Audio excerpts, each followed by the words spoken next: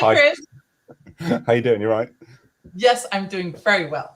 Welcome, everybody, to Unsung Heroes. I am Cynthia Burgon. And I am Chris Wilrich. You are Chris Wilrich. I know. It is crazy. Sometimes I forget. Do you really? Sometimes I forget too. Yeah. So welcome, everybody. Please tell us where you're connecting from in the comments section. And I'm going to turn off the sound to my phone because that was my little ding dong. I know, so unprofessional. No, stop laughing. Wasn't doing anything. Yeah. Mm-hmm. So everyone, welcome to Unsung Heroes. Please, yes, I've got a little ding dong. Oh, Jesus Christ. Like, subscribe, follow, slightly caress, slightly touch. The font, we got to get the fondling, the slightly touching, the caressing, you know, the whole thing going of TETV, Unsung Heroes, all over on Facebook, on Twitter, on wherever we are, on, where are we?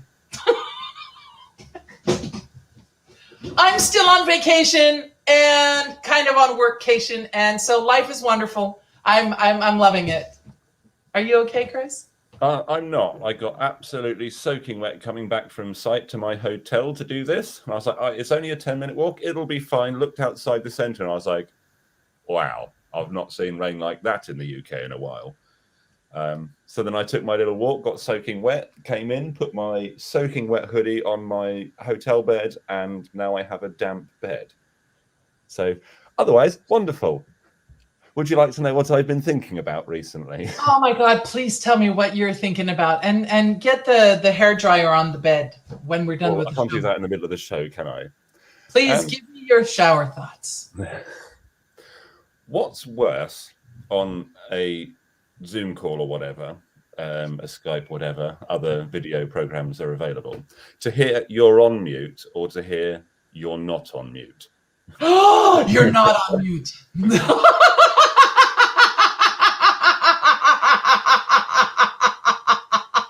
Oh my God. Or what's worse? You're not on mute, or you have the camera on. You still got your camera on, yeah.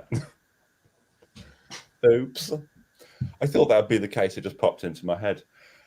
So the other one that I was thinking about, like in a quiet corner of a lobby, or even a hotel room, I find it really uncomfortable to think that a stranger might have sat naked on the chair behind me. But at the same time, it's completely acceptable for someone to sit on a toilet that someone else has used. And I don't understand why they're different. Because it's cleaned between then. Yeah, but they might have a clean bum. Who knows? No, but the toilet gets cleaned before. Yeah, but does it? You're only assuming. In a hotel? You're only assuming that the hotel cleans. You don't know, do you? That is just disgusting. That is the most disgusting thought. Oh, God. Now you're ruining hotel toilets. Now, so in public, I'm sorry. So we're going to talk about this. I love COVID just for toilet spaces now, public toilets, because now they have those little dispensers where you can disinfect the toilet. And I think that's wonderful. And we should always have those in every single toilet. Yes, Unsung Heroes exclusive. Cynthia loves COVID thanks to now clean public toilets. Now I can put my bum on the toilet seat. It Yeah, but feels that's so because much you better. know then you've cleaned it. So it's not COVID you like, it's the antibac gel or antibac cleaner that you like. That has been put into public toilets because of COVID. Yeah, but then what you're doing then is making sure you know that the toilet's clean. So you don't know that the toilet's clean in a hotel. You don't know that someone's cleaned it. Well, I assume that someone has cleaned it in the hotel, but in hotels, you know that that bedspread that's always put on the foot of the bed? Well, not always, but yes, I know which one you mean. Often put on the foot, or covers of the bed, or the whatever that foot, the there's a word for it. Anyway, that is the first thing that I take off and throw in a corner. I like take it off like this, and I throw it in the corner, and then I go wash my hands, because exactly that. You do not know who put their dirty ass on it. I do not want to touch that thing. So yeah, it's to protect the sheets when people put their suitcase on the bed, says Sarah. Sure, okay. But I think people put their asses on it. For? What? Is that what it's for? Apparently, I totally think that that's logical. It's decorative and protects the sheets. I'm there, but it's still nasty. So no, I do not sit on hotel chairs. I don't sit anywhere if I'm not dressed, and I will put a towel to protect all of the spaces where I might be sitting in a hotel. Doesn't matter how expensive the hotel is. Like if it's a 5-star, I will still do the same thing. And yes, Chris, Did you learn something today? I did learn something today.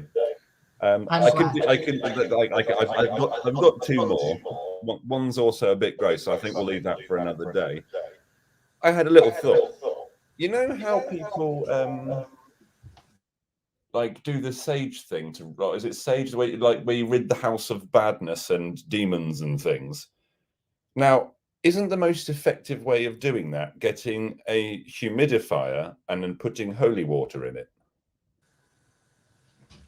Because then the holy water goes everywhere and rids the house of all the demons. Is that a thing? I'm asking if she's too busy getting a cable done. What a time. Yes, because apparently there's, hold on. Oh, goodness gracious, where's the friggin' thingamajig? Give me a break, okay? I'm not a techie. I'm gonna put up my here. Okay. Has it gone? Let's find out. Yay. Is it better There we now? go. Oh, you've got. Yay, it's better. Are they your now. super quiet headphones? Oh, these are my super quiet headphones. So you want me to speak louder? A little bit. Okay. Is that better? Is that okay? That'll do. That's absolutely fine. It's so hot. Oh my God. Ah, all right. Yes. So yeah, it's sage and I didn't hear your question. Yeah, I said, wouldn't it be better if you just put holy water in a humidifier? Is that not a more efficient way of doing it, as opposed to like standing around wafting all day and making an effort? Not everyone has access to holy water, though. I'm sure there's a church somewhere.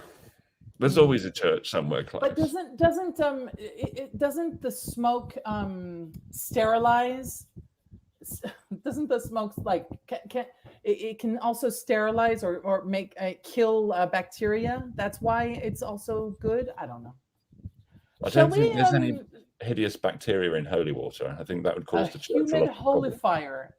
Our guest has already participated in our content in our comments. I suggest that we ask our wonderful guest to come on. Yes. His name is Michael Howell. He's awesomeness incarnate. That's pretty much how I would say who Michael is. He's very cool. I'm very excited to have him on the show. And let's just welcome him.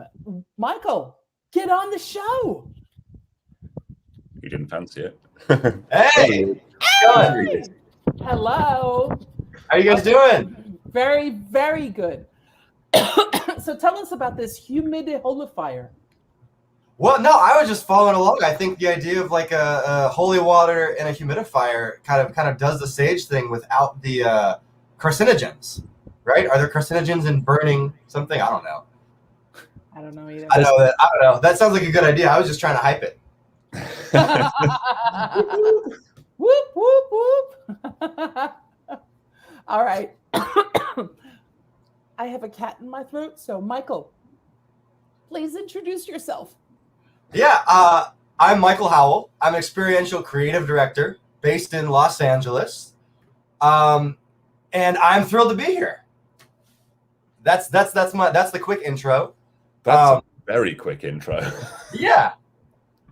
So what got you from like being a child to doing what you do?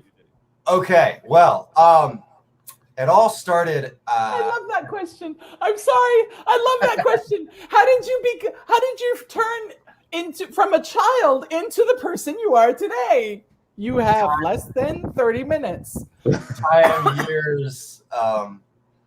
Yeah. No. Well, it's funny. It's funny. One thing I gotta give you guys a big shout out for is I love themed experience TV. I think that my degree is in themed entertainment design. And I think, while I think it's all, easily part of the same world, themed experience is a really great way to look at a much broader industry. Because when we were talking about this, and I was thinking about preparing for this show, all of my interest came from circus, clowns and circus, and that is very much a designed experience.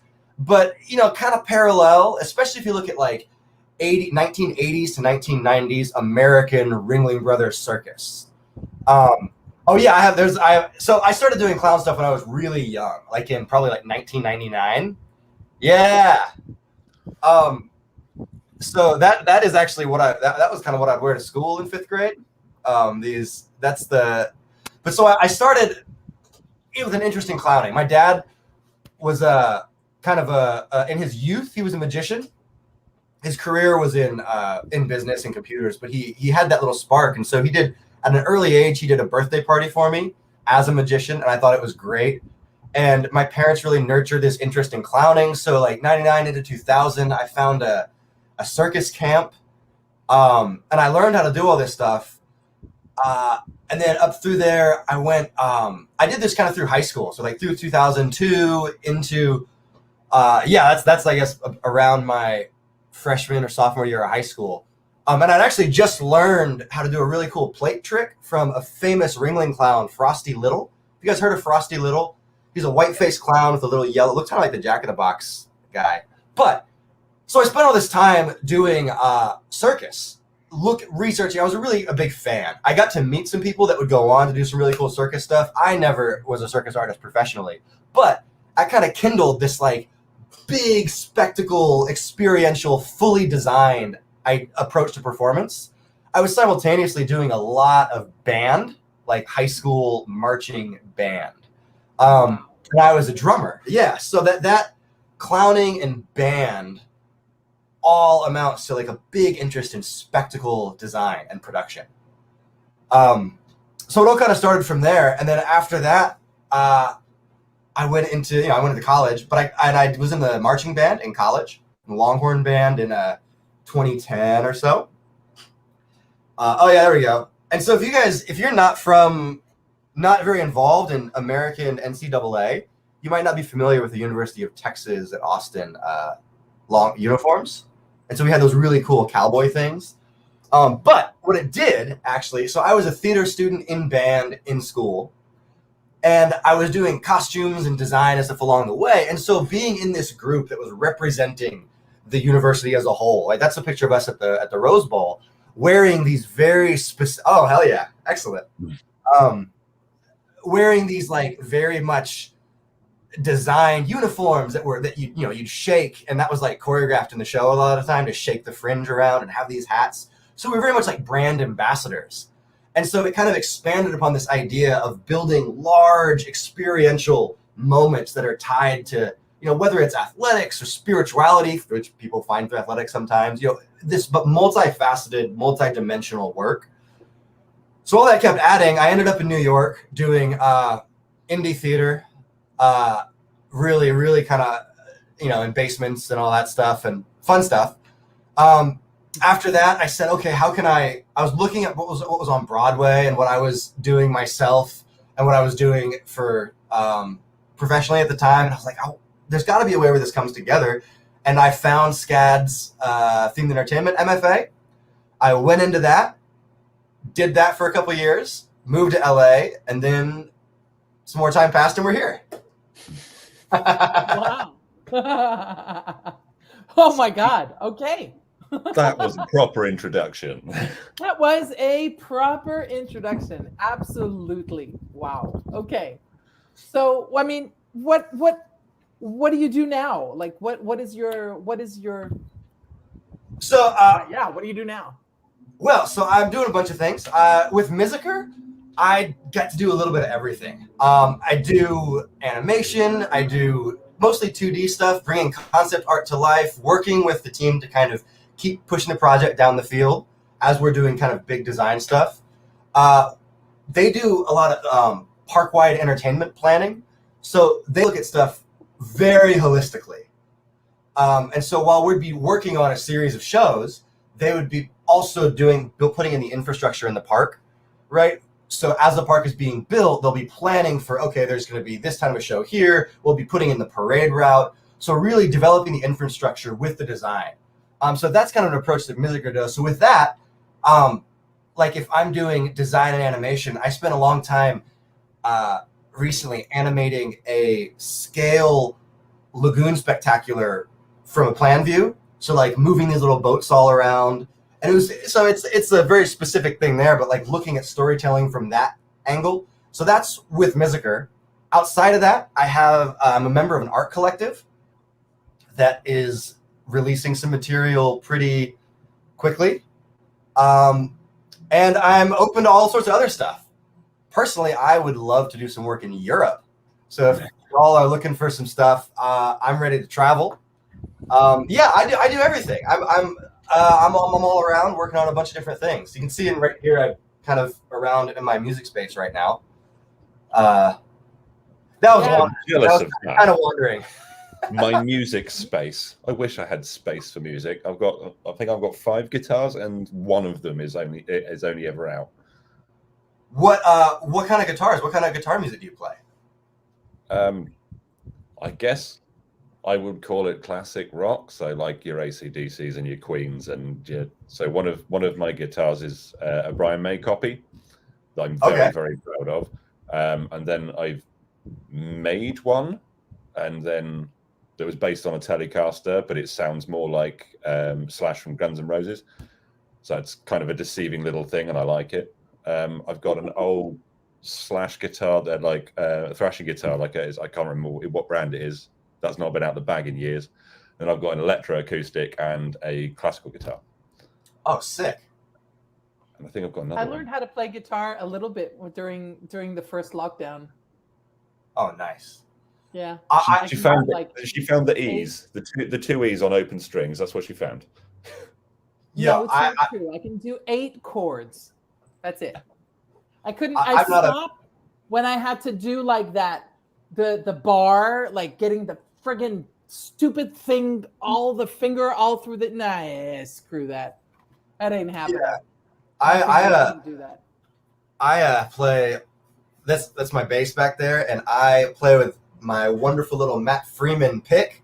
Matt Freeman, a wonderful bassist from Rancid, and I love my bottom string. And I am not a bassist by any kind of lesson or training, but I love playing the bass. So Cynthia, I think you're doing the right stuff, approaching the guitar like that. Chris too. It's fun because you can just go and make some sound and play on it. Got a little melodica over here too. All sorts of good music stuff to add. But like that's what's so fun about. I think a lot of people maybe got to do that during different periods in quarantine. Just like dabble and learn. Yeah. It's so funny. When I was a kid, I think I was 6 years old, and my parents asked me I had to choose an instrument to play. And I don't know what the fuck was wrong with me when I chose the violin. I mean, what kind of torturous instrument would a child choose?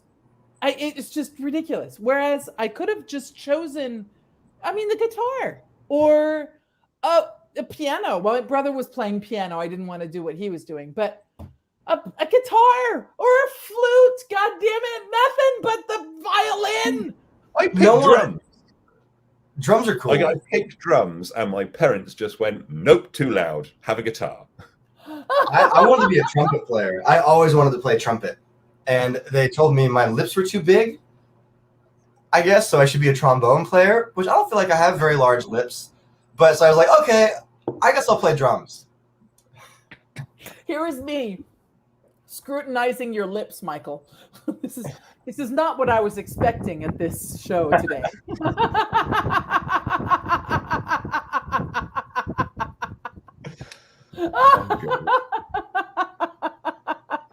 It is always chaotic. Yes, Chris, do you have a next question? I know you do. I mean, do you want me to pop with what I've just put in our little private chat? Yes, And there we absolutely. go. So, Michael, what are some of the challenges that don't have to be specifically professional, like personal, professional, whatever you fancy? What are some of the challenges that you've had to deal with? Well, I really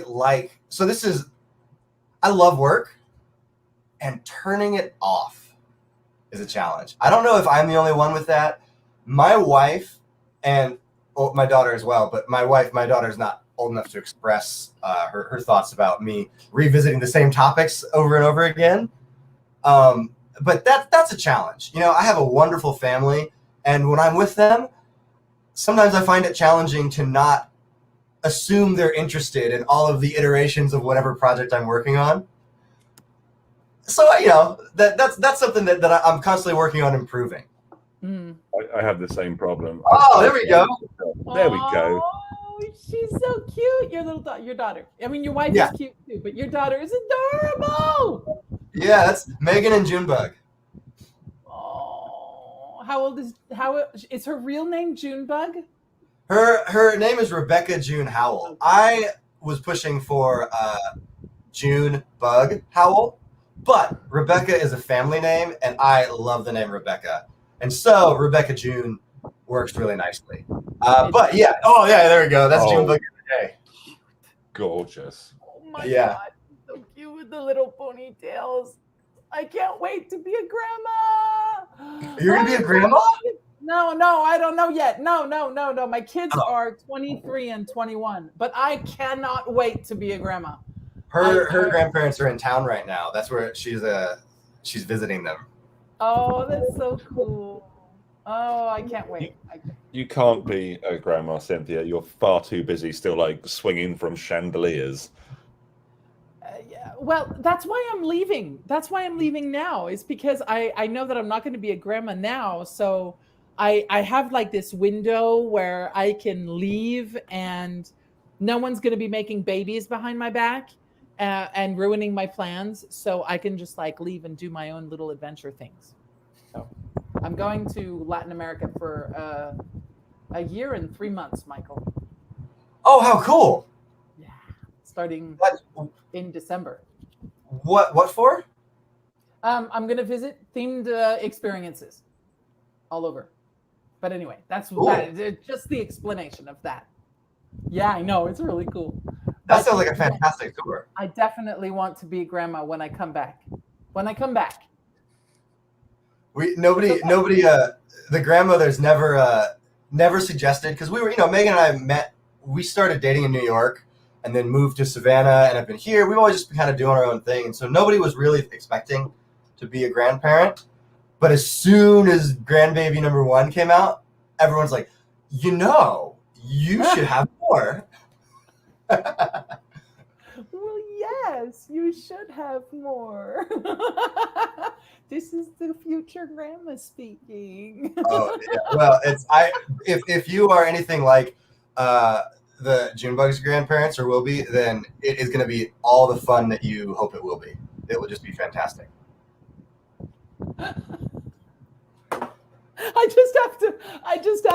I have to clarify a comment that is in the comments, because between British vocabulary and American vocabulary, there is a difference. So no one needs to be offended. A cigarette is called a fag in English, British English. And so there's no reason. I just like it that David's literally logged on and just started watching, and the first thing we're talking about is how big someone's lips are.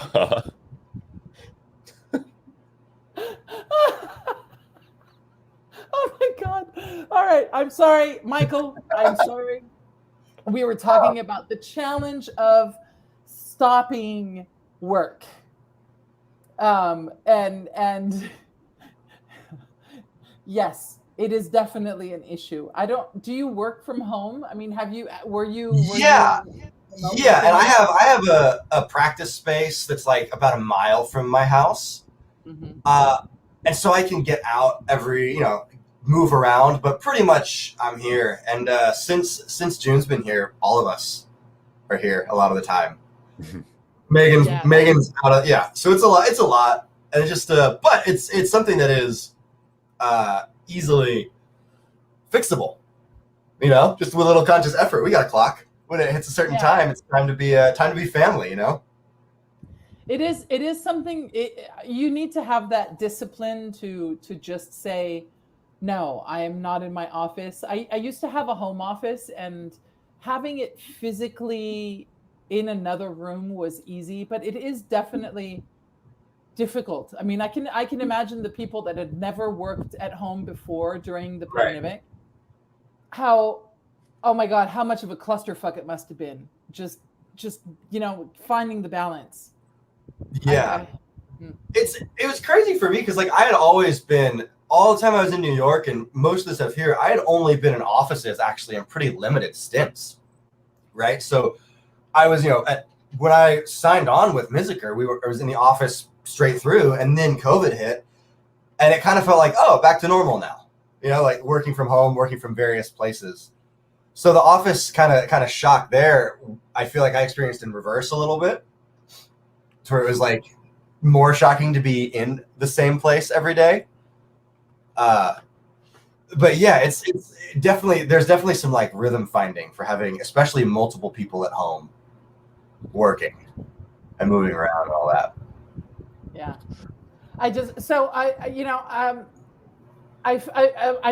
put this in the comments. I really feel like we breezed through what it took you to get to where you are today, and all of the different jobs that you've done, because you've done so many.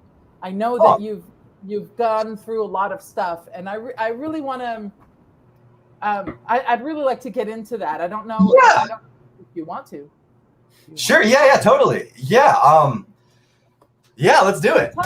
Tell us more. What were the steps from? Yeah. Well, so I spent most of what I was doing in New York was I was playing a bunch of drums and designing ensembles and performances for drum lines and kind of percussion based experience. So yeah, I was in the Jets, the New York Jets. I was on the Jets drum line. And that was this is the Knicks. Yeah, I was on the Knicks drum line too. So for the Knicks, this was kind of my gig in New York. I bartended, I did some indie theater, I was doing a bunch of stuff, but this was the thing that was most consistent. And I still work with this company. This was Gallant Entertainment, and they've merged or kind of absorbed by Blue Devils Entertainment, which is based in California and doing some really exciting things, by the way. So BDE, Blue Devils Entertainment, anybody that needs a percussion ensemble, they are the best in the world. And if you call them, you'll probably get to work with me, which is fun. But yeah, so when I was doing in New York, I would be writing the tracks, arranging the music playback that we'd be playing to. Sometimes if we were doing corporate gigs, every venue is different. But I would be doing a mixture for each gig of performing, writing, choreographing, and then really kind of doing bigger picture creative stuff, again, depending on the client. But so that was my regular thing. And yeah, so this is the Jets. And so for a few years in New York, I would be doing alternating Jets and Giants, the New York Jets, New York Giants football teams. They share a stadium in New Jersey. And so every Sunday we'd be doing, 5 a.m. calls and 14-hour work days, carrying these drums around the parking lot for tailgates, being, kind of like the roving entertainment at Disneyland. You need to explain what a tailgate is, because people in Europe don't particularly know what tailgate is. Oh, perfect. Yeah, so a tailgate is the many hours before a professional sports event or a college sports event, where people pull up their vehicles and oftentimes their trucks, fold down their tailgates and have a party sitting on their tailgates, in one way, or in the parking lot. So it's giant. And in New York, it's people would be coming from either like they'd be crossing the river to get into New Jersey or coming from a distance. And so people would be in these big, elaborate buses, huge campers, multiple vehicles, and they'd have these big setups with TVs. And so we'd be marching around this huge parking lot around the stadium to various stations that would be, okay, this is a group of charter buses that are all parked in a row, and there's going to be 100 people outside in a circle you perform for. And then there's going to be, the next stop is at this specific gate at the stadium where there's going to be 50 people based around.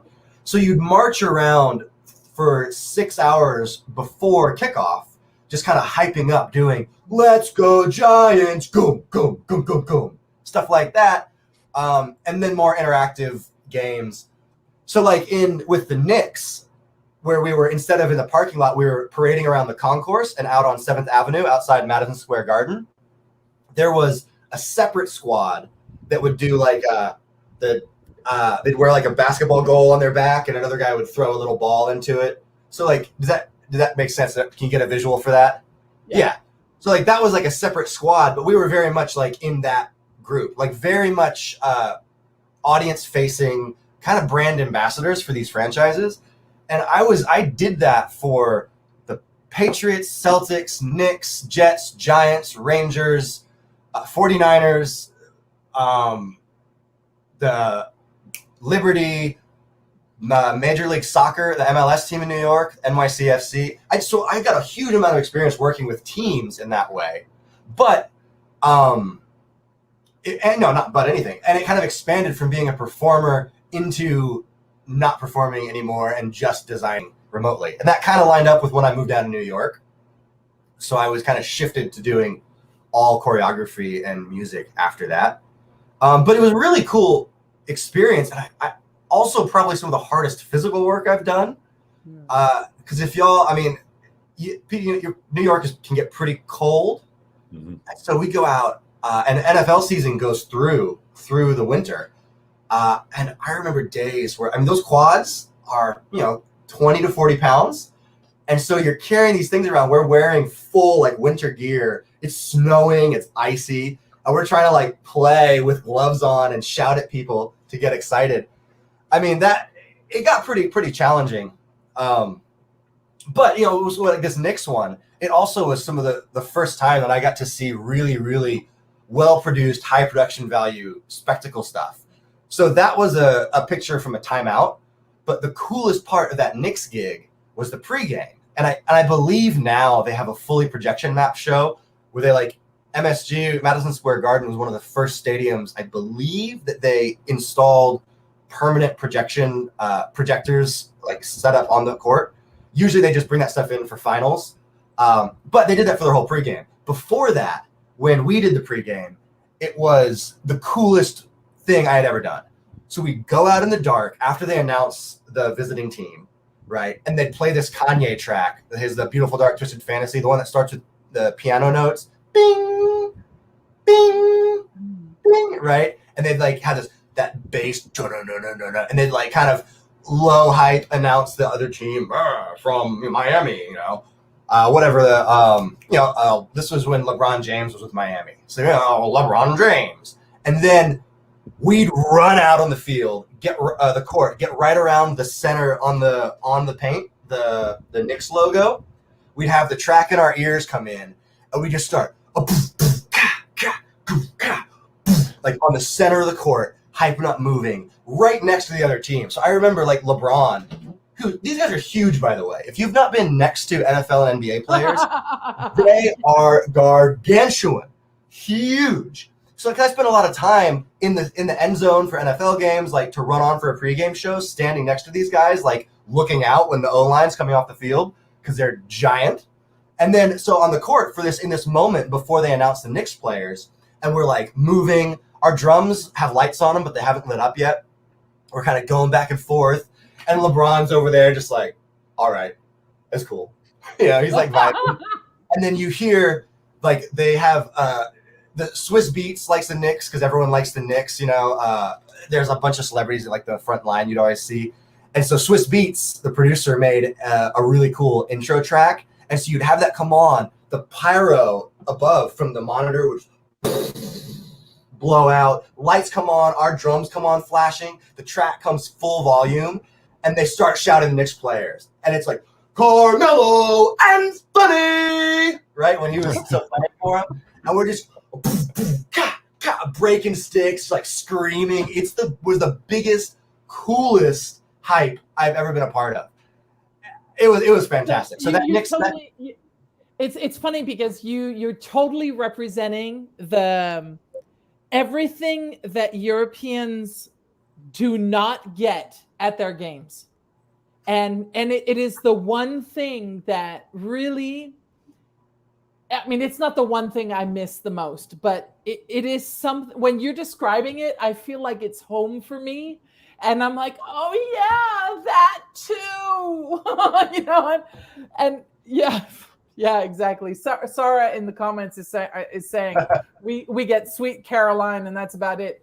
It really is that. I mean, that whole ambiance before and the hype and the energy that you don't get it in France. I mean, we can go to like a national basketball final, and the French basketball players, the teams, they're actually really good, and there are a lot of French players that play in the NBA, and so they're really good. But it's just like you go to the games, you're like, yay, right? Good, a basket, yay. So I have a whole thing with sport. There's like a man did a thing, great, or a lady did a thing, great. Like, how much money, especially European soccer, how much money are these people paid? And they've got to kick one ball into one net, and they struggle with it. It's only one thing that they've got to do, and it like American football, as we call it, just football for you, I guess. Like, they have 3 different teams on one team. Like, oh no, I only kicked the thing, and then I go hide again. I'm like, that's really interesting. And then you miss when you're the person that does the kick, and that's the only thing you do, and you still miss. How much money are you paid? Because I could do that. Miss, yeah. Yeah, there's one job. There's definitely some times like in college where I was in undergrad, and I'd be playing. I'd be like, I'm playing my drums better than you're playing football, and I was like, yeah, but that's not quite the same, Michael. I mean, there's like a lot of pressure, but that sentiment of like, oh, this feels out of whack.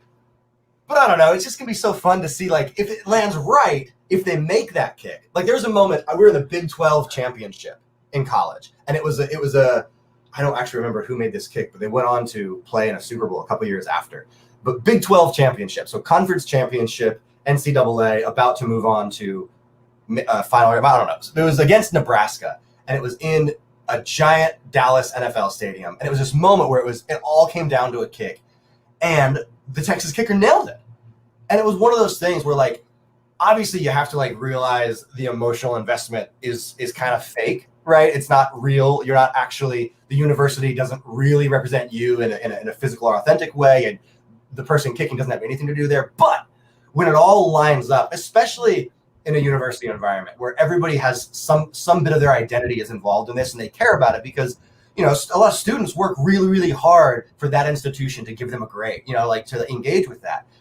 And so when you have a kick that doesn't miss and it goes in, there's a possibility for this magic that is so immediate and real, it can just be really transcendent and just absolutely, Hunter Lawrence, yes, That was him, I believe, right? No, who's I'm Frantically googling. yes, that's not Hunter Lawrence. I don't know. Yes. I can relate to one thing that, like, the only thing that I've ever seen in, actually no, there's two.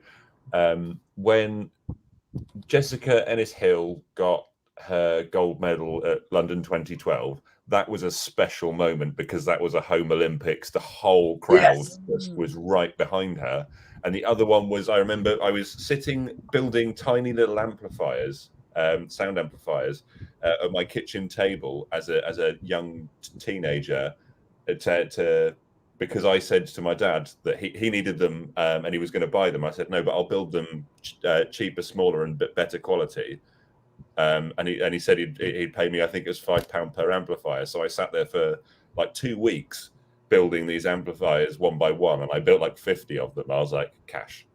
He was like, That's so cool. no, not that many. I thought he's like, I thought you get bored after 10. But whilst I was doing that, there was some football on, and if England didn't beat Greece, then it was the end of the world as far as England was concerned. I don't understand football.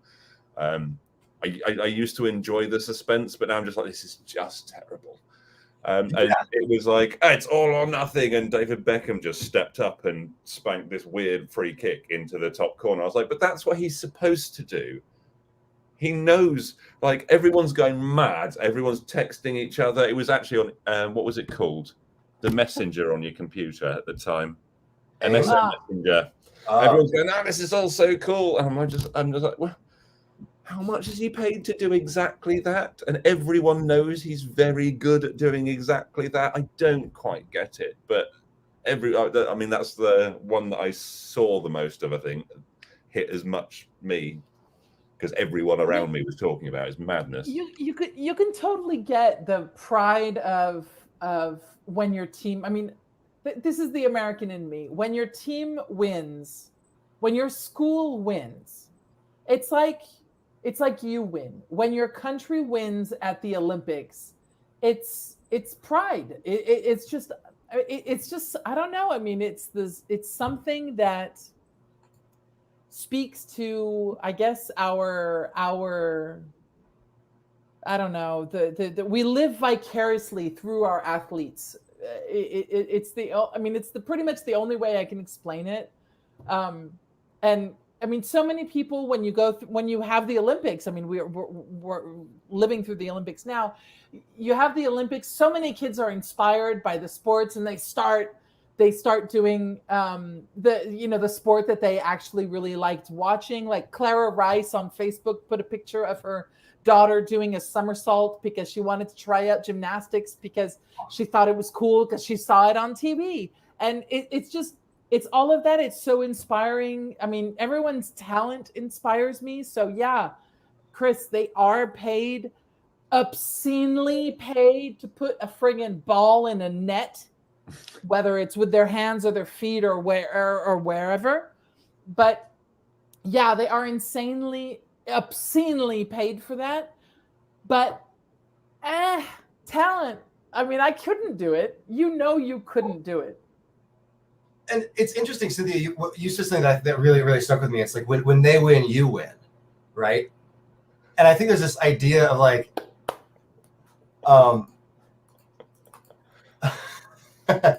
Olympian. Oh my goodness, I love that. But this idea, I've actually been really terrible about watching the Olympics this year. I've not seen nearly as much as I would have liked, but it's been it's been pretty exciting. Been a pretty big year. But no, yeah, you said this idea about like when they win, you win, and I was thinking about like how do you, if you nail that moment, right, and you have a stadium full of people, you know, even if you're not personally connected, but around you, kind of the world erupts. That feeling has been a lot of what, like, when Miziker, we've been working on developing this big nighttime spectacular. You know, this kind of capstone. It caps off the day at the park. It's this huge, wonderful experience. That feeling, when they win, you win, that you're watching sports, you're trying to get the winning field goal for the conference championship every night at the park, right? And how do you do it? And so, like, it's actually been really, really useful because I always design little people's movements on the field to tell a story for a huge 90,000 person stadium. And so you put that, okay, now we're working on a lagoon the size of 2 football fields. How do you like get a character you can't see, use media to like tell this character's story in some way that's digestible for folks that might or might not even speak the language. But the end of this story, when the fireworks go off and when it jumps into this moment, like how do you design a story using the physical props and the narrative that you can convey with such specific constraints to have that feeling you mentioned about like when the character in this story that we've really just introduced you to goes on this adventure, meets friends, and then wins at the end of the day. That's not just their win, that's your win. And that's everyone who's in the park's win, because the narrative that we put into this spectacular incorporates your entire experience. You know, that's what Fantasmic does at Disney, and it's so good. The end of the show, Mickey's on a mountain, shooting fireworks out, saying, yeah, right? And it caps it off, and it nails that feeling. And so I think that sends chills down my spine every time I watch it, because that music track is one of the best musical tracks anywhere in themed experiences. Yeah, well, it's actually, so I saw somebody in the comments asked about Miziker's Journey of Lights parade, and what I could say about that is with Miziker, music is always very early on.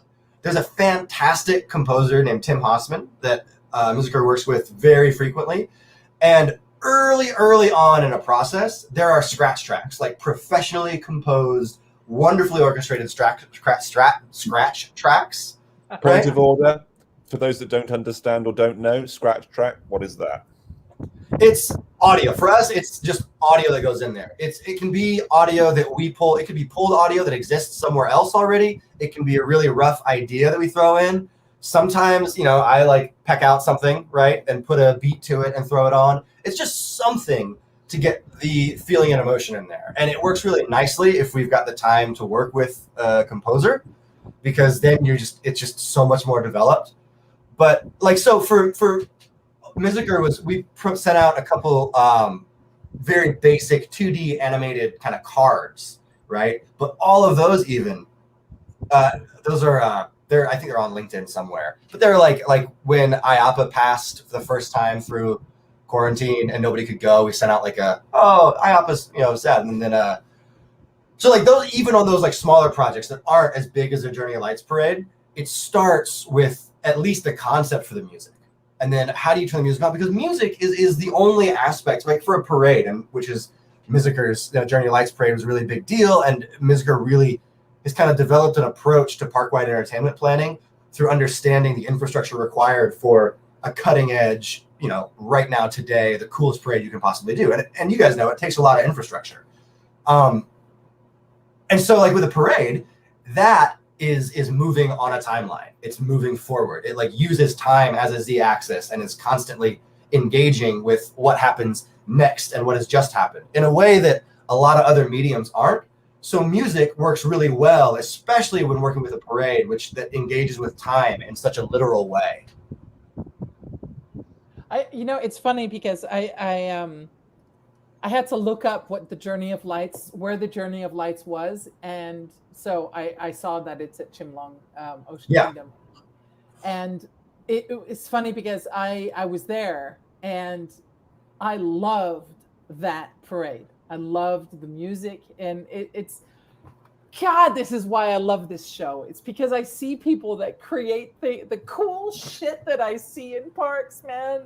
So freaking awesome. Full transparency, that they did. I came on after Journey of Lights, so those props go to a bunch of people, but Sean Miziker and Sean, Charlotte, and Ryan and Kenny, the guys, those folks were all over there working on that, and obviously a much larger team.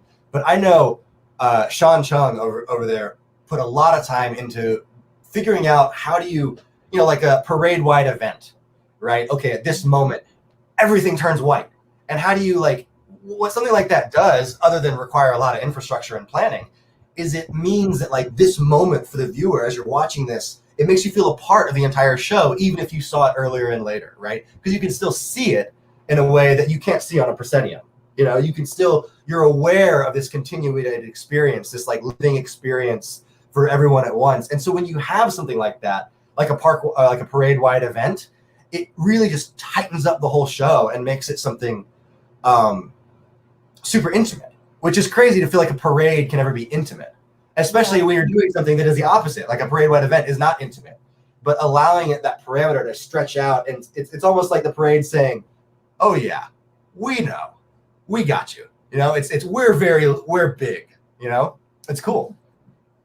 So from what I understand, if I didn't know who you were, or I didn't look up who you were, what you do now is organizing. You're designing all of these spectaculars from the minute little details so that we can macro enjoy this huge thing that you're doing. Yeah. Yeah. Well, it's and so basic expression of what you're doing, but. Well, and it's so what actually what I've been working on most recently is the art collective I'm a part of called Princess Tiger, and I want to show you guys. There's this. I have a few pictures like in the Princess Tiger deck. I have 1, 2, 3, 4 in the image folder. But so what you're talking about all the different facets of a large scale production like this. So Princess Tiger is an art collective, and we're releasing a project called Fight or Die. And what Fight or Die is, could we get an image of it's 01 PT Fight or Die title card? Oh, sick. Yeah, heck yeah. So Fight or Die is a project we've been working on for a few years, and it lives right now. Fight or Die is the name of the IP that houses a series of songs, characters, stories, and ideas that this collective has been developing for the last couple of years. And so if we go to the next 02 PT Fight or Die major releases. So after this period, we've made a Princess Tiger Fight or Die album, a film, and a script for a live spectacular. So exactly, Cynthia, what you're talking about, where it's like looking at this big picture of like multifaceted experience and breaking it down not only into little minute parts that you can kind of dissect and enjoy as little creative morsels, but building it up from the beginning with all of these independent living parts. So with this collective, it's been really fun to get to investigate that process a little bit, what's the difference between making an album and a film, right? Especially so like for instance, this album we're working on has 7 more traditional songs, and then between all of them is connected by like a modular synthesizer sound design to give a very visceral physical experience. And so that album follows exactly with the film. So we have a 30-minute album and a 30-minute film that is a sensory, visceral experience. And then we took that packaged thing and said, okay, if we're going to imagine this in a physical space, what would it be? And that's what this script is. Does that kind of make sense? That is awesome. No, but I want to be there. Yeah, well, so what we did, if we go to the Fight or Die creation timeline, this will maybe give it a little better. So what we did is this project that has now resulted in multiple that we're at kind of right now started with putting together a bunch of people, friends, online, meeting virtually, then breaking up and all making individual parts. So you're talking about the minute parts that are part of a larger show. For me, it started by making some masks and putting some musical ideas into a practice space. So we'd met online, and then we all went our separate ways and made stuff kind of in our LA and New York teams. We all met after doing that for a few months in Brooklyn and shot all of it. We got a really good DP and a really good film crew to come into his practice studio and record all of these raw ideas. Then we went back and made a bunch of new content, like kind of said, okay, we have all these raw pieces. How could we string them together in a show? Wow. And then we had a second round of ideation where we wrote kind of the first narrative documents. Then in LA, we shot all that narrative footage, right? So this idea of a narrative show that pulls together all these small pieces really didn't exist as a cohesive narrative until at least halfway through the process of making it. And then the third round, we said, okay, we want to get this on its feet. We know this video is looking cool. Let's write a script for a live show. We said, we want to get this live show is going to be it's a little into the future. So what can we do right now? We adapted that content for a children's show. We established ourselves as a record label. we pulled in some other content to branch out a little bit, and we like polished up that video. And then finally, when we launched it, which we're in the process of right now, we launched our Spotify. We had an OC. We performed at the Orange County Fair, like a modified version. Yeah, here we go. So the OC Fair was a show we did. We turned some of the projects we've been working on into children's books. And then we performed some of those children's books here. And then we have some other material. This I Want to Spend the Night, which is a song that's on Spotify right now. We tied into this larger project in general. Does that kind of make sense? Yes. Or is it totally okay? Cool. So this is something that where all the stuff with Miziker is very much tied into themed entertainment. What this Fight or Die and Princess Tiger project is how do you take all this stuff you're doing, right? Like look at all the little pieces that make this big show. Look at the process of presenting ideas to a client and what are all the small deliverables we make that are purely in service to the presentation. And what if we took all of those and like looked at the process for selling a spectacular and turned it into something that we could purely do as art. And it's been a fascinating process and a lot of fun. But it really kind of leans into all of the various, right? So if you imagine this as rather than making a series of small art projects and pieces, these are all small parts that would go towards making a big pitch to a client. Does that make sense? Yeah. So we kind of I exploded the process that we would do for Miziker and for process clients like that and turned it into something that's completely art-based and iterative. So, yeah. The extensive creativity going on is mind-boggling. Yeah. Like it's not just sort of artistic creativity. It's like how many different levels can this work? And then just that it's almost it's totally outside of the box, and it's so interesting. But that's what we do as themed entertainment designers, right? I was Simone, my creative partner in Princess Tiger for a lot of the stuff we've been doing visually. Simone and I were going to kind of tech mixers, and we kept hearing about people talking about omni-channel marketing. The idea that like across all platforms and channels, people interacting with your brand are going to get the same brand experience. And I was like, well, what about omni-channel storytelling? I mean, that's just what theme park designers do, right? You figure out how do you tell the story of the IP on every platform, whether it's a printed map, whether it's a live show, whether it's an attraction like a ride, that's a movement, whether it's a dark ride, a coaster, or if it's just like a concession stand, right? How do you tell the story of the IP on every platform? And it's fascinating because people are doing this.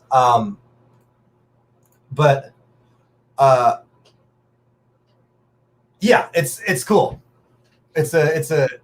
But then there's I mean, looking at what we look technically at all too, because so I'm in the tech side, very much like the projections and nuts, bolts, and how do we get that picture there with this much money, and where we're always trying to be creative is trying to deliver what technology is available for what the creative direction is.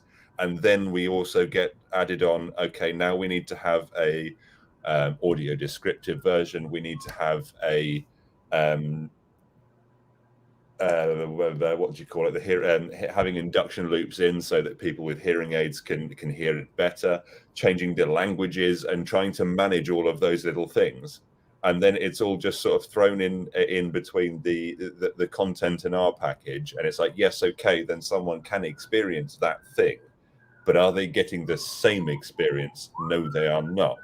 Now, how do we make that experience better for that person to equal anyone that's walking in? So if there's like, I don't know, a British specific cultural joke within the thing, how do you say that when you're explaining that in French and also get the laugh at that point? Right. So you need to ebb and flow. And so there's a lot of, there's quite a few content creators that we work with that get how to do that, and we're always leaping to work with them. Well, and you just said like level.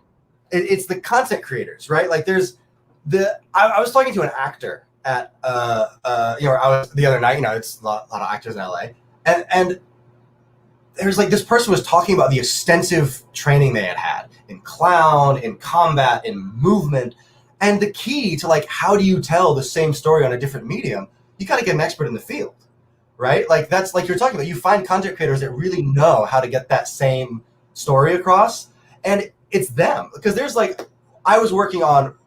We did this OC Fair performance, and we added for that performance an actor that would help to take our content and story and package it for children at a fair. And like how do you like the subtle and it's super subtle. In this case, it was direct address, right? Adding in a direct address, improvisational moments to talk to them, right? To talk to the students, but it's all stuff that this actor, because they had a lot of experience in children and family performance, they knew the nuances of how to do it. But it's finding the talent, and that's why like it's so inspiring to hear that. Like the way to achieve that nuance, the way to get the same story is you just gotta have a good team. You gotta have a good team that like loves their medium as much as you love yours.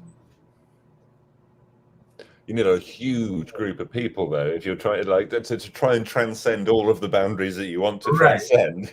Your team gets massive, and the client goes, "How much?" Well, do you want us to be good or not? You don't know how cool it's gonna be.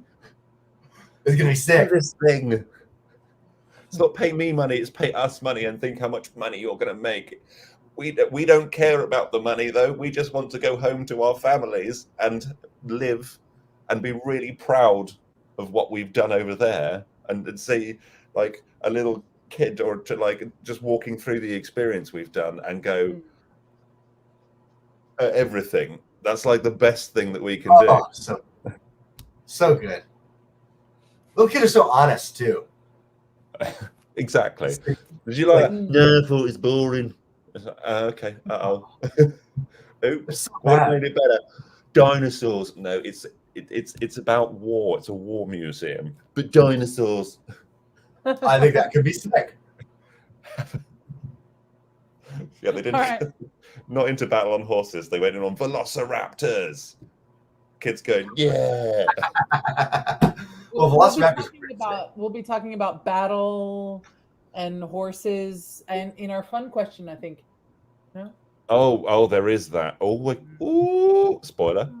Oh, heck yeah. You can be asking Cynthia, that. do you have a question? I do, Michael. So part of our regular questions that we ask on Unsung Heroes is, what would you tell your younger self that you know now that you didn't know back then that you really should have known? Yeah, I think it's one, if not you, who is a little sentence that I sometimes say to myself, right? Because sometimes going, what? Yes. Right. Like there's if there's something you want to do, and there's this like piece inside you that says it's that I don't know this piece of the process, or I don't know this person, or I've never done this at this level. How do you that's something that I've kind of come to myself. It's like, if not me, who? And I'll tell you who helped me figure this out. A man named Lars Fredriksson, and he is the guitarist from Rancid. I've never met this man, but I have memories of seeing the band Rancid perform at Warped Tour, and going through and watching videos about the way these people talk about their art. It's fascinating, and it's like there's like I say this because Lars Fredriksson has a giant mohawk, face tattoos, looks so freaking cool, and has had this fantastic career making iconic, authentic music, and really like celebrating the things that he loves and making them accessible for anybody who wants to, And I'm thinking like, man, like you'd see this guy walking around and you'd be like, what did this guy do to get to deserve to look so fucking cool and like do such cool things? Like he just did it. He just said, well, who you're just waiting for someone else to do it, And watching the way that I think it was an interview, and he was talking about why Rancid didn't go to a major label. And he's like, yeah, a lot of bands did, and nothing against them. It's great. It can be the right choice for a lot of groups.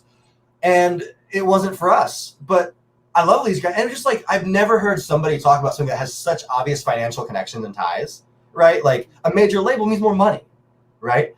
And talking about that in ways that could be really like uncomfortable or like problematic for thinking about, like have other implications. But all this dude brought to the table was his love for the industry, for his colleagues, for the art.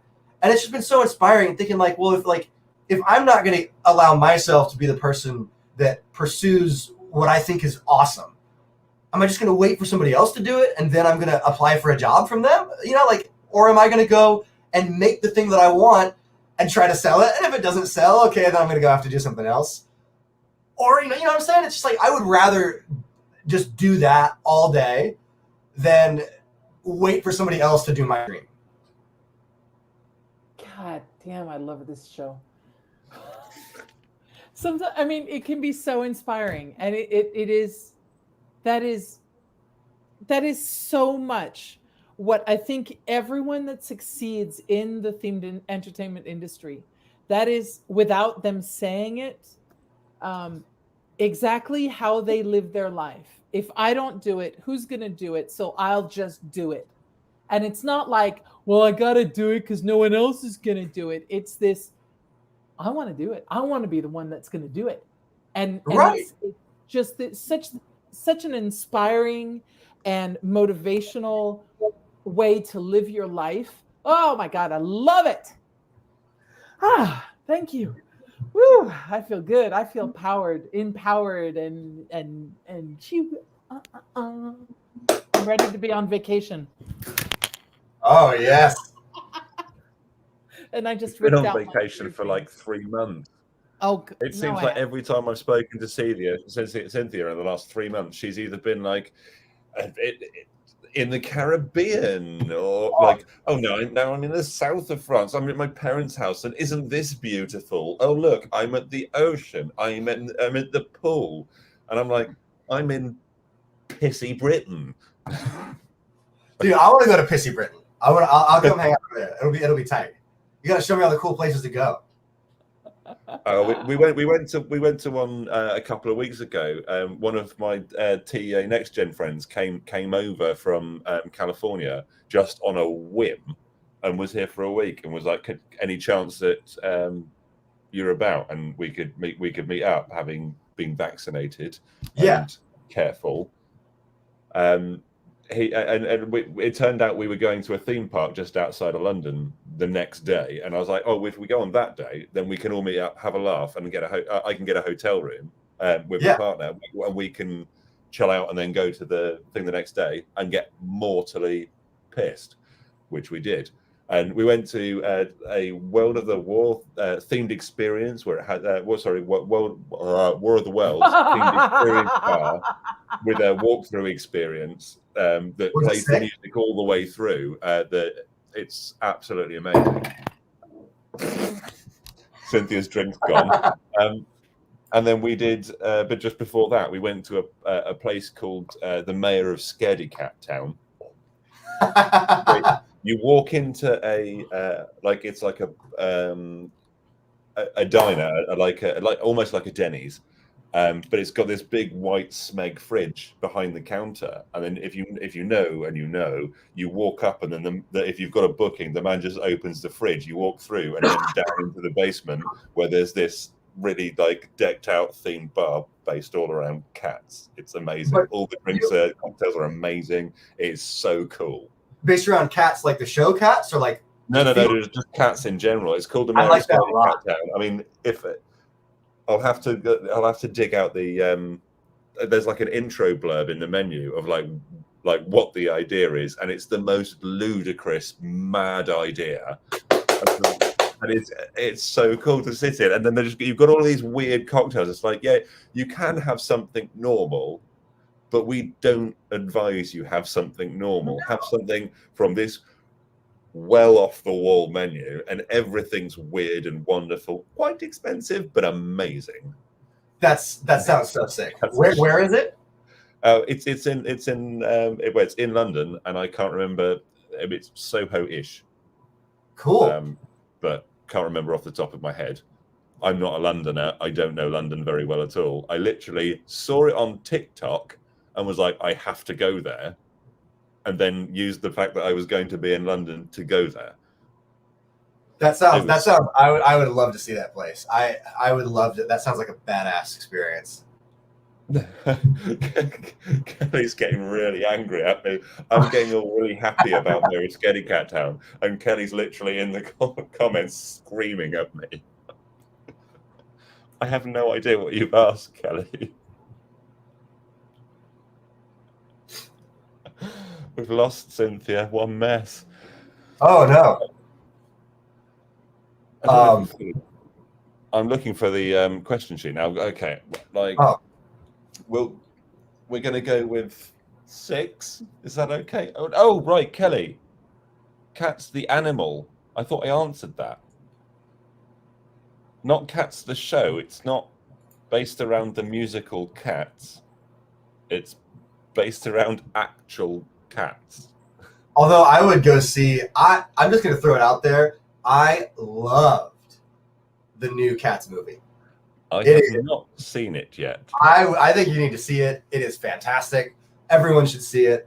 Easily, I don't know. I'm just throwing it out there. It's a fantastic film. I'm well up for Jennifer Hudson singing "Memory." Like, that's like iconic. But at the same time, I've not seen the stage musical, so I don't like seeing unless it's a musical adaptation of the film. I like to see them in the right order, so I would want to see the stage show first, and then watch the movie, and then decide if I like it. So I saw Les Mis. Like our family loves it, so I think we've seen it. I think I've seen it twice, but other members have seen it like 5-6 times. And then the Les Mis film came out, and I was like, no, that's not as good as the stage show. Yeah, I was the Les Mis stage show. It wasn't as good. I think what the film of Cats did is like you get to see some really, really talented actors playing in a way that you don't usually get to see, you know? So that was cool. But I'm with you on Les Mis. I like the show a lot more. And I went and saw, just before the pandemic, I went to go and see Hamilton on the West End, and I had my mind blown. It's not usually my kind of music, but I was so just with every single song. It was amazing. Dude, you know the wildest thing? So when I was doing these giants, so the coolest thing about playing drums in New York is it's across the board. I've met a lot of really, really dedicated, talented band directors from New Jersey, and then a lot of players who would sub and play Broadway. And so one of these times, we're coming back from a Giants game, I was doing a show like deep in Brooklyn, and I was like, I knew the guy played for theater, and I was like, yo, would you learn this show for me as like a backup, you know? And he's like, I can't, I'm doing this like off-Broadway thing about an ex-president, whatever. This dude was doing Hamilton. This dude was like, when it was not, before it had premiered, he was doing all of like not the drum set, but all the other percussion. And he was just like, oh yeah, a little show. And a couple of months later, like that dude went off and was just doing it, and he had done all the thing, like the entire show. He brought in a couple other guys to go sub for it, so I got to see the Ableton Live set that they use for the click and for all the stage movement and stuff. But it was the wildest thing, man. This guy's like, sorry, I'm kind of busy. This like old political thing. What? And then, yeah, a couple months later, this guy's like on Vic Firth as like the Hamilton percussion thing. It was cool. It was funny. I loved Hamilton. I just, oh my God, just incredible. The talent of people just amazes me. Yeah. Chris, do you want to go on with our next question? Which is? I can do, and I can like so when you're starting out with a new project, like what's the most exciting thing about it for you? Well, man, that's a tough one because it depends what the project is. You know, in general, I think it's exciting to see who's the team, what are because that's what's really going to define what the project is capable of. You know, who's doing it, what's the energy. Like, I love coming in and meeting a bunch of people because everyone, you know, at least in this industry, most people don't start a project just like, gotta go do this, gotta do a show. You know, most people are like, this is the project that I'm gonna love. And so going into more like into the middle towards the end. Right. Oh, well, when you've like this isn't done yet. well, and it's just like, you know, like I don't know, where you're like, oh man, we had these cool things and this got cut and this got cut and now it's here. Like, but at the beginning, everyone's like, this is gonna be the show with a lightsaber flyboard fight. We're doing it, you know? And it's like there's like all this idea, like you know, so the beginning of the project, like seeing what the team is, seeing what everyone's bringing into the table is just fascinating. You know, like see what like gets written on the whiteboard in the first little bit, you know, like I think we were pitching a giant, many feet windsock dragon snake kite on a jet ski to be like whipping around in circles like a giant ribbon dancer. That would be so sick. You know, it's like that moment when you get to see like everyone's energy come out and like just like get like exploded onto the table, you know, and then like parts of that mucky idea get thrown up onto a whiteboard. That's the good part. That's the really exciting part. Vomit. Is that what you just said? I think so. It's excitement vomit. Okay. All right.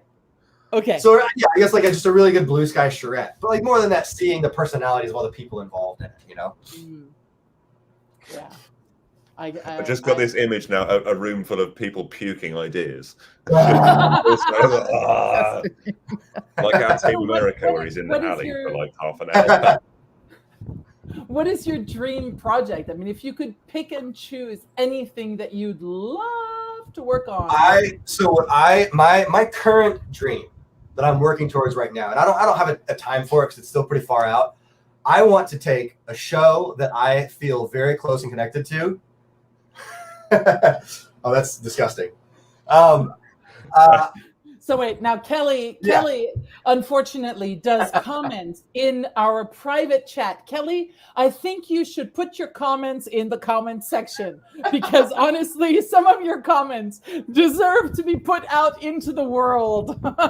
Because Kelly just suggested that we should have an intern dig through the idea vomit for notes. Yeah. Oh, and then. Oh, so gross. Isn't that good? So gross. Oh my goodness. All right, Michael, you were saying. I want to take a show to Paris. That's my goal. I want to have a 4 to 8 week run of an immersive show in Paris. I don't know how that's going to happen, but that's what I want to do next, and I'm going to figure out how to make that happen. I've never been to Paris. I got to go to Italy when I was working on a show in New York with we took that show to a festival in Spoleto, and traveling with a show, being on any kind of tour is just the most wonderful way I feel like to see a place. And that's my next goal. My dream job. I want to go work on an immersive show in Paris for 4 to 8 weeks or longer if it gets extended. But I want to like book that and do that.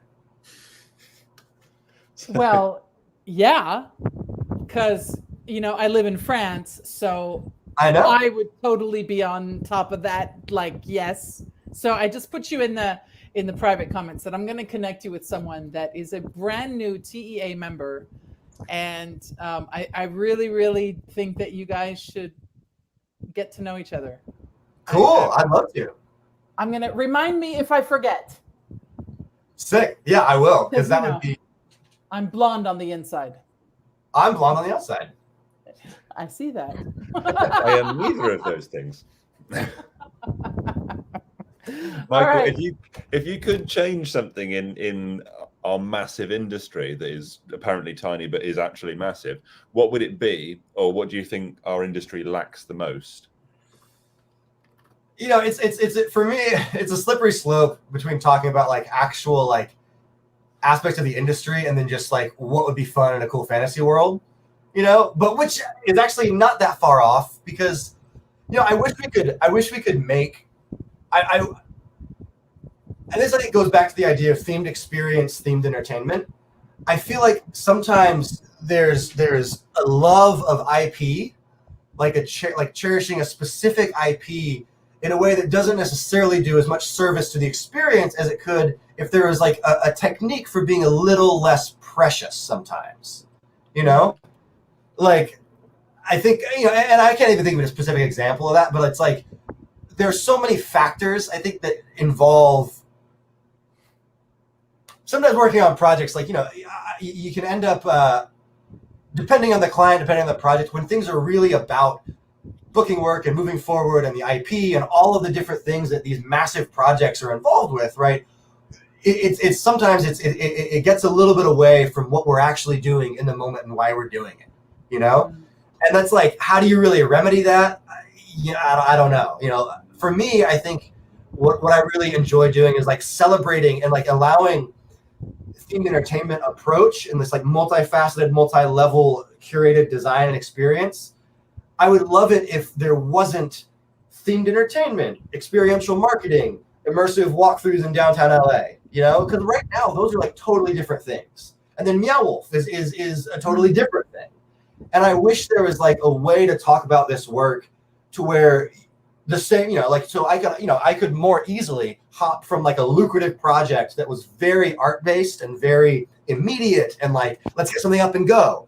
And then the next day I'd be working on a project that's a 3-year spectacular, you know? So it's like, you could get all of that, but there was just, I wish there was a way and there was room in this industry to build projects that have the flexibility to focus on more minute, immediate performance parts sometimes. Does that make sense? Totally. It's one of the things. So I spoke a little bit about my trip to Latin America, where I'm going to be discovering Latin American themed experiences.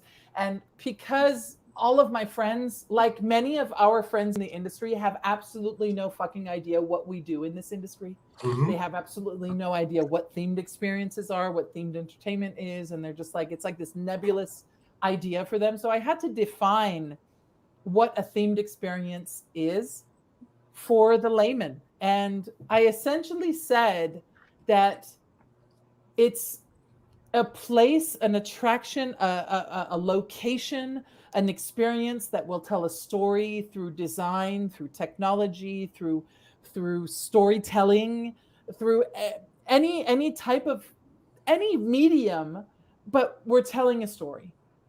And that's essentially it. Whether we're going to have you feel, whether we're going to have you feel the story, or whether you're going to read the story or experience whatever, it doesn't. And Kelly in our comments is saying every experience these days is themed, and it's true, pretty much. When you get into curated experiences, yes, they are almost always themed because people have come into them and thought about how they're going to convey the idea or the story or whatever they want to convey.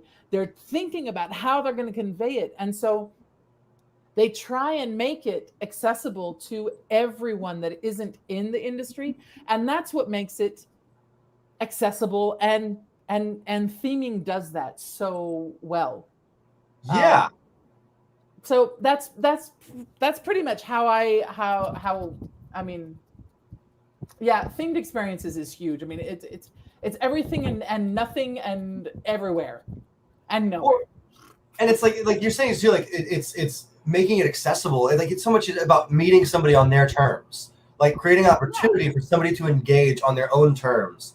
And I think that has a lot to do with accessibility in a very literal way, like making sure something is physically accessible for as many people as possible, but also like, you know, something like, you know, talked about like omni-channel marketing before, where it's like you've designed something that whatever combination of mediums you need to get that brand experience, it's thorough and complete. So themed entertainment too, whatever you bring to something, the theming, right, allows you to connect to that story in a very intimate way, which I think is really key. So you gave us a video that is Romulus 8. Yeah. And I do not want to finish this show without us seeing it. So yeah. You want to just play it first? Well, introduce it. Yeah. So Romulus 8 was the first. Romulus 8 is a show that I was able to put together with a really wonderful team in Austin 10 years, a little over 10 years ago. It started something I did at University of Texas, and then we took it to Austin. We did a brief Texas tour and did a big South by showcase. But it started as an idea working. Yeah, that was from the South by showcase. And we actually had 15 people in total because we had, I think, 5 dancers, 2 designers, a sound guy, all on stage, and then a costume designer, a makeup artist, and somebody, who would also sell merch during the shows. But it was a very theatrical. The idea for this show was all DIY lighting and equipment that was controlled from stage with a handmade dimmer board with like Home Depot dimmers. So we would go in to a rock show venue, roll out a Marley floor, go into their green room for 6 hours and do 8 people's makeup, arms and bodies, and then go on and do this fucking wild dance show. And it was really fun, really, really cool. And we just kind of did a thing for a little bit and then left. It kind of came out. I'm just talking a lot about it. That's some background. We can see it, right? Yeah, go for it. Yeah.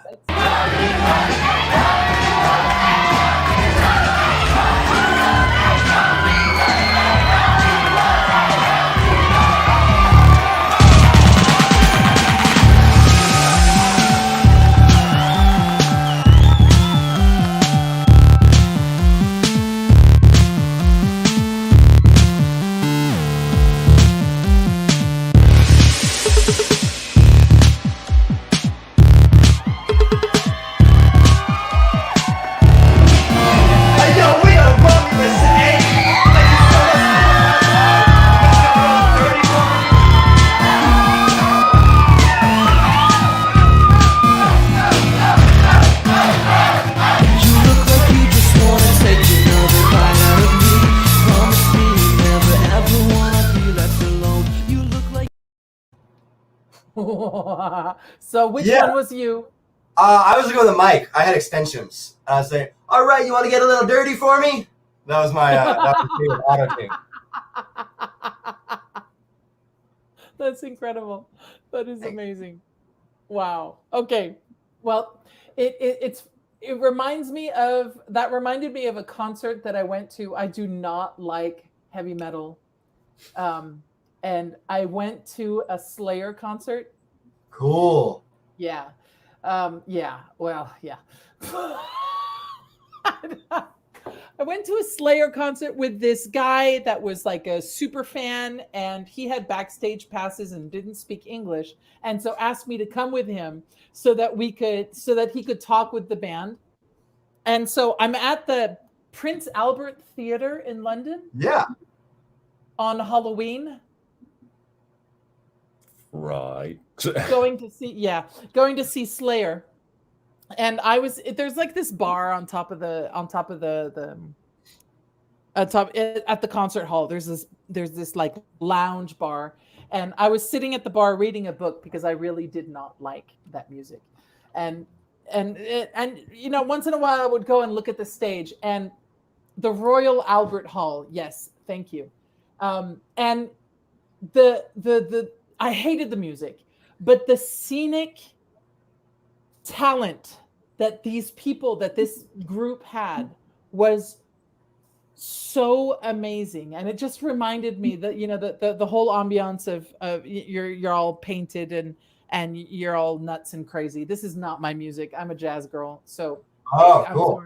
I'm sorry for making the connection between, your video and Slayer. That's a huge compliment. Slayer's sick. Okay.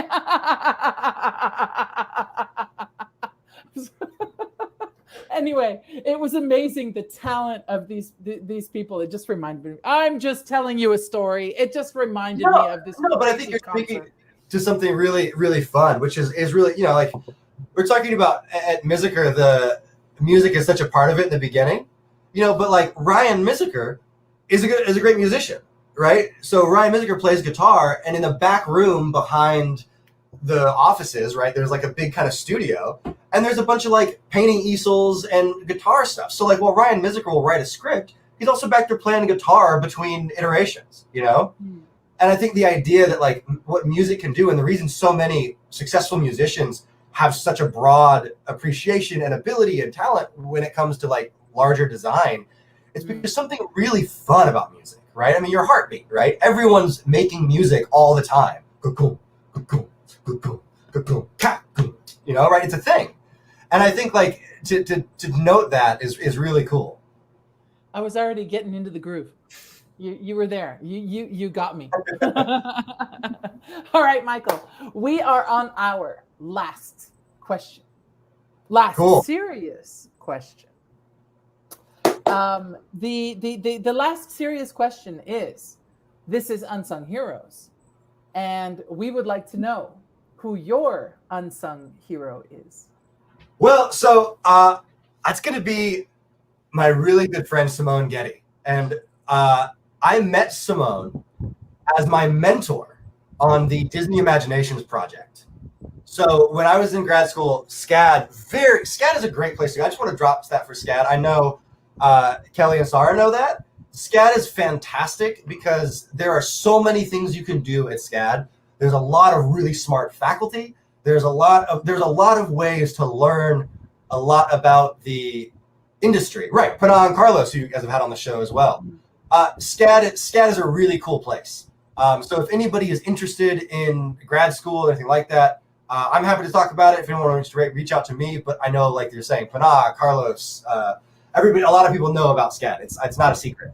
But one of the things they do is they encourage people to engage with the professional world by entering contests. And one of the contests that's available is this Disney Imaginations contest. The way that works, I'm sure you guys are familiar with it, but everyone submits a deck for a prompt that Disney gives out. They choose 6 groups to be finalists. Everybody flies out to Glendale and makes pitches for Disney Imagineering executives and team members. And then the winning pitch is chosen. It's all for fun. Nothing's going to get built. But it's a really great exercise. Oh yeah, so we did this project, and if you get selected to be a finalist, they assign you Imagineering mentors. And so Simone is one of those people that was assigned to us as our mentor. So we went and worked with Simone for a month or so, and another mentor as well, worked kind of giving notes on our pitch and presentation. But since I moved to New York, that turned into a really good friendship. I think now Simone is one of my best friends and a really, really cherished collaborator. And watching their training is in mechanical engineering and project planning at Imagineering, yet they are a fantastic artist. And something that I've always, not necessarily been self-conscious about, but always found a little intimidating is the idea that I was a B student in math, right? I could up until like pre-cal, I was getting low A's and B's, and it was hard, and I never got it the way I got other subjects. And so somebody who can like split engineering and creative and understands not just like how creative fits into a process, but like deeply loves it, it's just really inspiring to work with. And Simone is able to do a lot of stuff. So when we work together on things, the process is really able to be organic, very conversational, and it's fun. And that's something that like finding somebody who is grounded in process and product, but can make it be fun, and we can like go and spend 6 hours in a 10x10 room building these space coffins. It's fascinating, 1 in a million, and an absolute hero. Wow. Well, I don't know, Simone, but I would love to know them. Like the way you explain it is just, they sound like they deserve to be your unsung hero. Hey. They're fantastic collaborator, and definitely would be a really cool. I'll introduce y'all. With pleasure. Yay. Awesome. Do you know what Chris? else is awesome, Cynthia? I know. It's time for some fun questions. It is. Do you want to do your cracking quick fries? Oh no, I'm going to do. No, we mentioned it earlier. I'm going to pull that one first. So go for it. Michael, if you had to ride into battle on an animal or creature, mythical or real, what would you choose? Does it have to be to scale? How is scale involved? You can say a giant flea, or you can Okay, say here it is. elephant. A giant snail with toxic slime. So if I'm going into battle, I just roll over everybody and they boil in my snail trail. And I'm on top with this, yeah!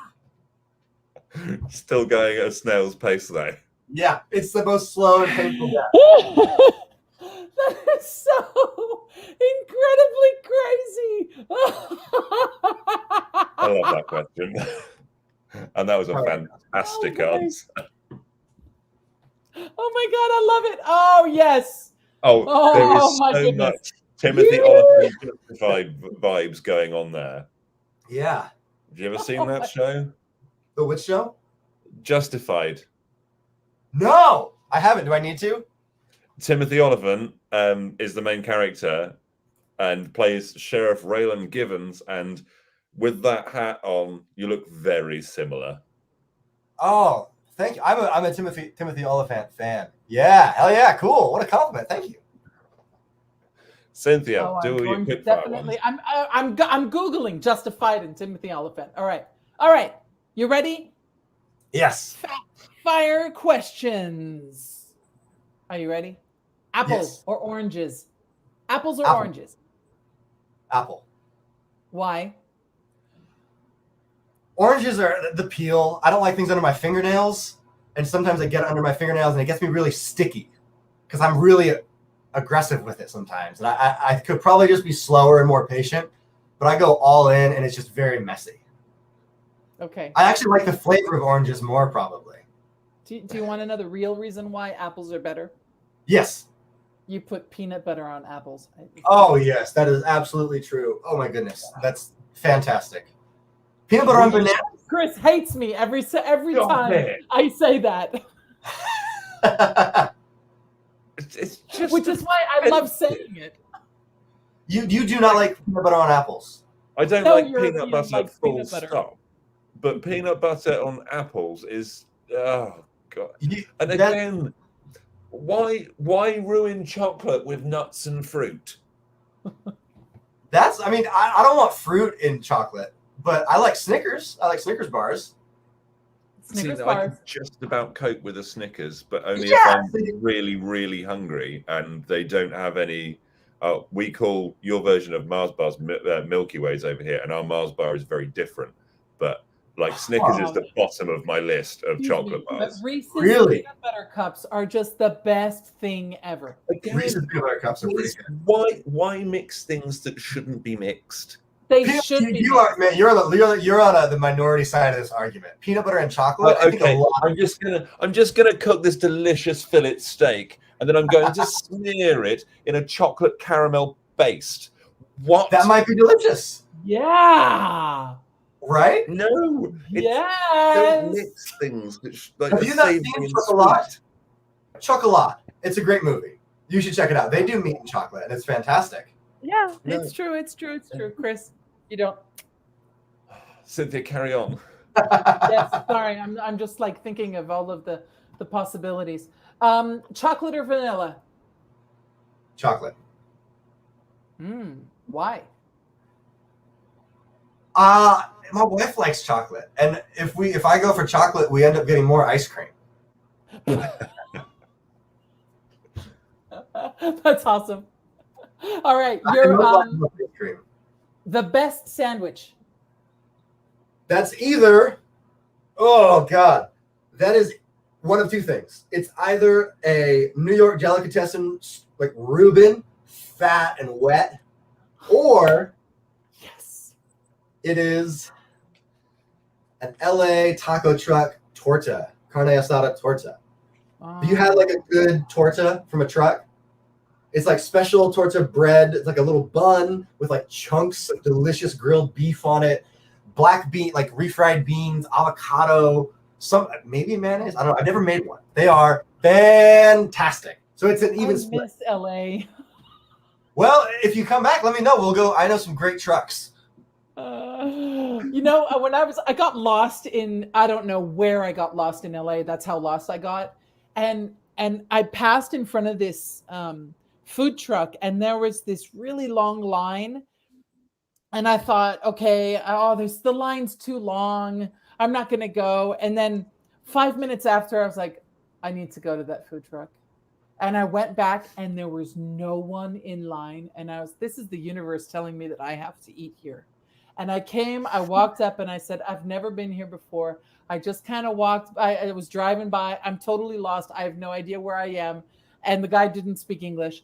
And so I didn't speak Spanish. And I was like, I'm hungry. Help me, I'm hungry. And and he made me this plate with all sorts of stuff that they do in that food truck. And I am so pissed off at myself for not remembering or noting down where that friggin' food truck was, because I could not find it for the life of me. But that was the best food from a food truck I have ever eaten in my life.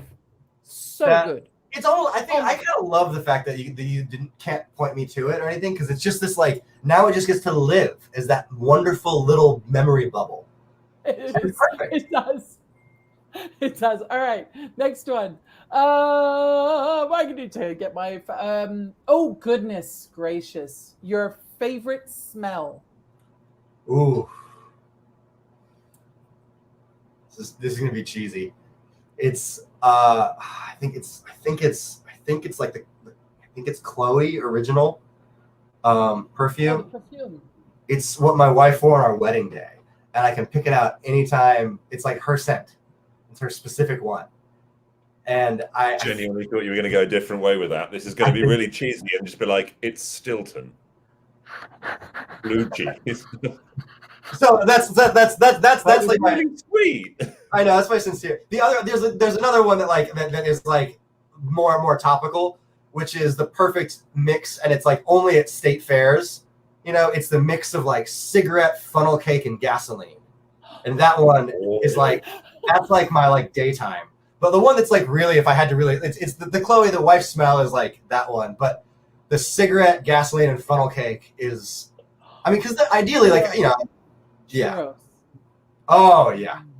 Churros. Yep. I'm there. I'm there with the latter. I've never smelt your wife nor her perfume, so I can't comment. Okay, next question. Your least favorite smell. Oh man. Oh god. Well, there's some obvious answers to that. But you can say those obvious answers. No, it's like it's a bad habit. Like, if there's like a plumbing issue in a building, I am not able to not associate that smell with the people I'm talking to. And in my head, I'm just like, this person smells bad. And it's really a problem. And it's just like fleeting. But that is, if there's like, it's happened a couple of times where there's like an issue with plumbing somewhere, and I've had to like talk to somebody. I'm just like, it's imprinted in my memory, an uncomfortable smell that I now associate with this conversation topic in person, and it's not a good thing. Oh my god! Remind me never to talk to you in a smelly place.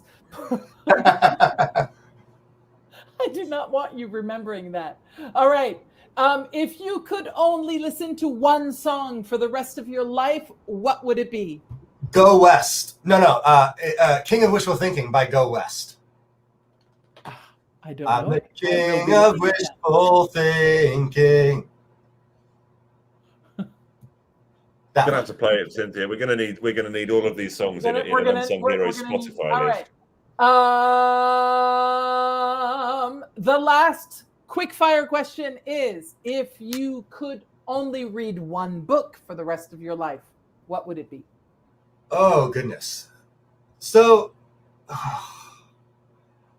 I'm torn because I have listened through.